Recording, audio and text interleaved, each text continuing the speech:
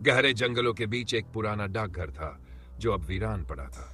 लोग कहते थे कि यहाँ रात के समय अजीब आवाजें आती थी, कोई दरवाजे के खटखटाने की, कोई फुसफुसाहट की। पर सबसे डरावनी बात यह थी कि यहाँ से कभी भी कोई चिट्ठी सही सलामत नहीं जाती थी। रवि, एक नया पोस्टमास्टर, इस डाकघर में काम करने आया। उसे इन कहानियों पर यकीन नहीं था, लेकिन पहले ही दिन कुछ अजीब हुआ।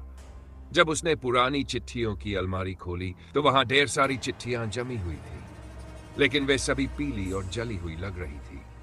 उनमें से एक चिट्ठी पर लिखा था, जो भी इसे खोलेगा उसकी आत्मा हमेशा के लिए इस डाकघर में कैद हो जाएगी। रवि ने इसे मजाक समझा और हंसकर चिट्ठी खोल ली, लेकिन जैसे ही उसने पढ़ना शुरू किया, कमरा ठंडा पड़ने लगा। दीवारों से फुसफुसाहट सुनाई देने लगी। एक अजीब छाया उसके पीछे आकर खड़ी हो गई। उसकी आंखें लाल जलती हुई थी और उसके मुंह से राख गिर रही थी। रवि का शरीर सुन्न हो गया, उसकी सांसें तेज हो गई। अचानक छाया ने कहा, अब तुम भी हमारे जैसे हो गए। ये डाकघर हमारा घर है और जो यहां आता है वह कभी वापस नहीं जा सकता। अगले दिन गांव वालों ने देखा कि डाकघर फिर से वीरान था।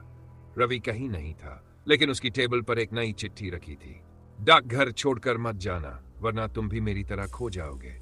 कहते हैं आज भी अगर कोई उस डाकघर के पास जाता है तो उसे वहां किसी की फुसफुसाहट सुनाई देती है और दरवाजे के पीछे कोई खड़ा महसूस होता है।